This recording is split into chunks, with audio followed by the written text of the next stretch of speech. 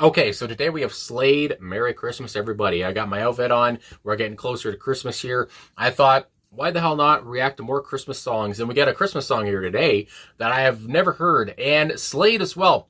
I've never listened to Slade, which is kind of nuts. I should have done a Slade reaction by now, you would have thought. But no, I know I've Come On Feel the Noise, but I don't think I've actually ever heard their version. So that's insane too.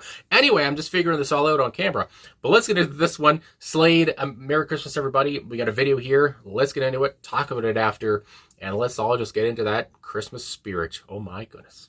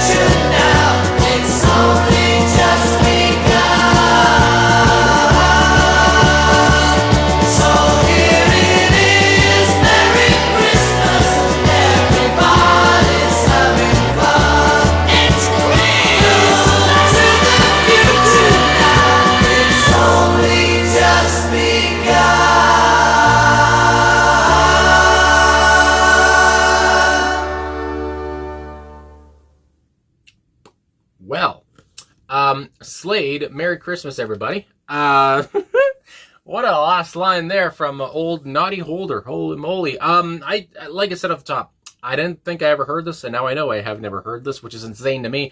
Because again, I feel like we've gone through, for me, I'm about to go through 27 Christmases, and I've never heard the song. You know, there's still so many Christmas songs I guess I've never heard. But with this one, it's just, I mean, it's so authentically British. That might be another thing. I know it's huge in Britain, I believe. But here, again, where I am in Canada, I guess we get kind of a both American and British Christmas songs. We get a kind of a array of them, and I guess this one has just slipped by me. But what a energetic party anthem here. It's just so much fun. It's just so hopeful as well. There's a lot of optimism going on as well here too. And like I said, his Noddy Holder. You look at him, you look at the facial hair, you look at the hat and stuff, especially back here in the 70s when the band was in their prime, and you see that face and you think, yeah, this voice fits that face. It's so throaty, it's growly, it's gritty, it's raspy, it's everything I love about it. And to hear him singing a Christmas song, to hear him talking about Merry Christmas, everybody, have a good time, things are gonna get better. Because I know during this time, and I know from quotes I've read from Noddy, it was a tough time economically back here in 1973 when they wrote this, and he kind of wanted that to come through here, and he wanted people to kind of have hope, or to be a bit cheery, or to have some kind of positivity going into the new year, and again, and hoping that things get better, not only economically, but maybe through their family as well, or whatever it is, or next Christmas will be better than this one, that whole kind of a thing. I think of like counting crows along December. Maybe this year will be better than the last, and it's just that all those kind of things come to mind. And again, you think about that hope, you think about how that could be a bit sad, but at the same point here, and there was a couple different shifts in there where the song got a little bit, I don't know if I want to say downbeat, but I guess you could. Or it was some shifts. There were some changes where Noddy's voice would become a bit more normal. Could I say that? Where his voice just became not as electric. But then again, he would shift up and go into that more booming sound, of course. But so I like the shifts in there, because the song, it was a bit moody. I mean, from the get-go, it sounded a bit moody, and I really enjoyed that. And I like how, again, there were some different changes. But again, by the end of it, we were rocking, and it was very raucous, and it was very infectious. I mean, it was crazy. But so I like the shifts in there. I like the different tones. But just from Noddy's voice, like I say, it sounds like he's been smoking 20 packs of cigarettes a day since he came out of the womb. He just has such an electric voice. I could not get over it. An iconic voice. And it's a voice where I was like, I feel like I've heard this, but this voice anyway. And again, maybe I have heard their version of Come On, Feel the Noise, but it's just that voice is nuts. I don't know. Maybe when you hear it, you're just like, yeah, I've heard this, even though you haven't. But it was just beautiful. Beautiful in its own, rustic, raspy way. And then you have the rest of the band here, too. And I want to look at the personnel, because once more, these guys are new to me. I've heard of, I've talked about Noddy Holder here now, but I want to talk about the rest of them, because of course everybody is very important on this track here. And I like how in the video they had them, and of course this video was made many years after the song came out, but they had them, I guess, traveling to a town there and playing a show, and you had them in the car and all that stuff. And it was kind of laid back, as the song was a little bit laid back too, which is kind of nuts to say about Slade. So with the personnel, Noddy Holder, would you believe it, he's on lead vocals and rhythm guitar. Dave Hill on lead guitar and backing vocals, Jim Lee on bass, harmonium, and backing vocals, and Don Powell on drums. Now, to put, I want to put names to what I want to say here. Dave on lead guitar. I don't know, to me anyway, and from what I've read, so I know I'm not talking at a school here, but this is what came to mind too when I was reading, or when I was listening to it before I read some lines about what people are saying, and now that I know it's real, if that makes any sense.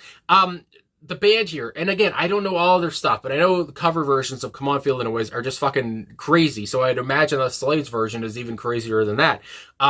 So to me, it feels like they made this song, they knew it was a Christmas song, they wanted to make a Christmas song, and again, they wanted to talk about the strifes and the problems people were having and put that into the music, and, again, be hopeful. But they made it accessible. I feel like, and then for good reason, whatever, they wanted the song, again, to be relatable and accessible to anybody who's never heard of Slade. So maybe, and from what I've read again, though, they turned down their sound just a little bit, or they weren't as Slade as they could possibly have been. And I feel like, I guess that was probably the right decision to make, because again, this song did go to #1. It was their last #1 hit, actually, too, which is kind of crazy, from 1973 here. And yeah, again, it just seems like they knew what to do there, because, again, it was a song that many people could get into and vibe out to, whether they knew who Slade was or not. And I feel like that was a smart business decision anyway. And, so I just really enjoyed to see that, or I just like to see that, I wasn't out of my mind there for thinking that the song might have been a bit more accessible or a bit more laid back than they could have made it. And either way, I still enjoyed it thoroughly. But, just really enjoyed how they came through like that. But anyway, so to say that, I wanted to say the lead guitar work here was a bit, what's the word? Laid back, yes. And how that kind of followed a lot of the rest of the song. And even though I say it's laid back, you got Jim Lee on bass there and Don Powell on drums, who worked very well here to make it a thumper. I mean, this was a thumping, solid song as well. And I think about solid with the drum work there. It's very tasteful as well. It just, it had me stomping my foot, and I wasn't really even thinking about it. It was just happening without me thinking about it. I was just stomping my foot along to especially the drum and bass work, probably more of Don's work, I guess. But yeah, so obviously it's a song that really gets you wanting to move around. And like I say, it's a whole party vibe. So why the hell wouldn't you want to move around? So yeah, and again, Jim Lee on that harmonium too gave it a Christmas feel even more. And like I say, it's glam rock meets Christmas here, and it just works so well. And it became a Christmas classic, of course, and one that really again spoke to the British people. So it really endeared them to the British people as well. So anyway, just really enjoyed how they went about this, and like I said, kind of maybe turned their sound down on purpose, and it just worked out really well for them. And I'm sure they don't mind the. I would imagine they still get paid for the song, and the checks still come in, and they probably like that as well. Now all nearing 80, I do believe everyone in the band here. But anyway, yeah, I just really enjoyed the whole way through, and I didn't really mention with the backing vocals here, of course, like I say, from Dave and Jim. I don't know if it was both of them at the same time or just one of them, whether it was Dave or Jim, but somebody was behind Noddy, and as Noddy's doing his wild, crazy fucking thing on vocals, and and when he says "Merry Christmas, everybody," it's just nuts. You had somebody behind him who was singing more monotone. They were singing a bit more normal, and I just really enjoyed that. It was almost gave me a chuckle because it was just so different between both of them. And I don't know, again, I don't know who it was behind him, but I just really enjoyed that feel, and it kind of gave it, it was just an extra little umph behind Noddy, and I just really enjoyed that part too. So there you go there. I just made me think of that again as I'm looking at the personnel. But again, solid, easy going, but still very much Slade, and but they made it accessible, which I thought was a smart idea. So anyway, it was fun. But I will want to get into more Slade down the road, especially Come On Feel the Noise, their biggest track, I do believe. And that's where you can get all the Slade you want, I think. So let's get into these lyrics now. Again, I feel like the song's pretty straightforward. We're talking about the family coming around. We're talking about Christmas time altogether, what happens around Christmas time. And yeah, so let's get into it here. Are you hanging up your stocking on the wall? It's the time whenever Santa has the ball. And I think about that. I think about the parents. I think about maybe the father in this situation where he's Santa, of course, because Santa isn't real. Would you believe that? Does he ride a red-nosed reindeer? Does ton up on his sleigh?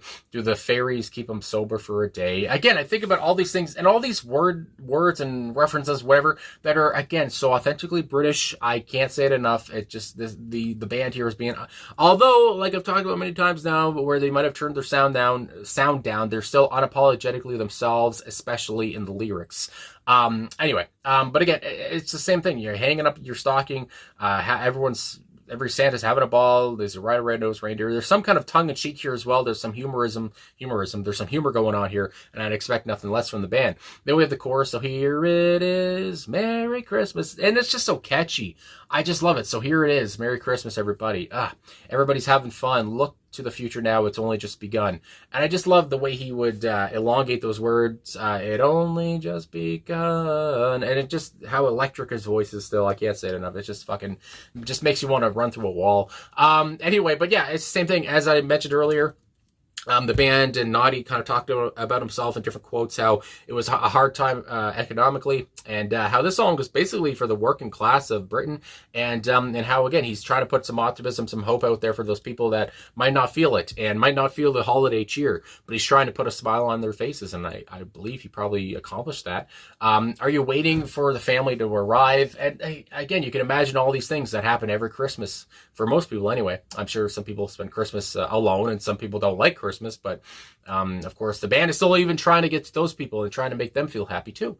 Are you sure you got the room to spare inside? And somebody who lives in quite a small house, no, we do not. Does your granny always tell you that the old songs are the best? I mean, yeah, I feel like everyone has had a granny or a grampy or something, who's told you, or anybody, that old music is better. Can you believe that? I mean, my God. Then she's up and rocking and rolling with the rest. And again, even though she might seem like a stick in the mud or something, she's still rocking and rolling with the rest of the family because it's Christmas time. Let's all have a freaking party. And then the chorus, once more, that I've already gone over. But again, it's infectious, it's catchy, it's great.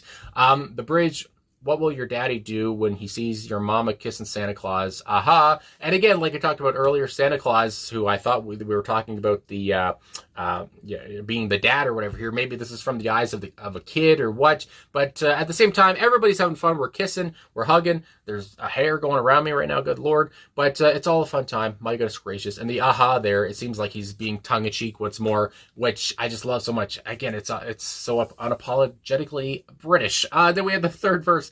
Are you hanging up your stocking on your wall, as we said earlier? Are you hoping that the snow will start to fall? And the way he said the word snow, although every word he says here is crazy, when he would say snow, I'm just like, holy fuck. Again, he just had so much gravel on that word. Do you ride on down the hillside in a boggy you made? When you land upon your head, then you've been slayed. And again, you land upon your head, then you've been slayed. I mean, then you've been killed. I mean, my God. But at the same point, you think about sledding, you know, all these things that happen around Christmas time and during the winter time. My goodness gracious, are you wishing for the snow to fall so you can do these things too? And are you wishing for a white Christmas? Because a lot of people do want that. Then you have the outro. So here it is, Merry Christmas. And the melody, and from what I read too, I don't think I've already mentioned this, but this melody that they put on this song was something that the band had before, or I can't remember if it was Jim or Noddy had before. They threw it away anyway, and then they brought it back for the song because they thought it would fit it, and here you are. So I like how finally this melody had a purpose, and like I said, it just worked so well here, and it's just made it even more catchy and even more like I've already mentioned earlier, accessible. And yeah, so it just kind of laid back, but at the same point, there's a lot of punch to it still. And it's just explosive and an explosive power that Noddy possesses well on lead vocals, of course. So I guess that's all I gotta say. So thanks for watching. This video is too long, but what else is new? So thanks for watching. Thanks for liking, subscribing, commenting. Merry Christmas, Happy Holidays. My goodness gracious, whatever it is for you.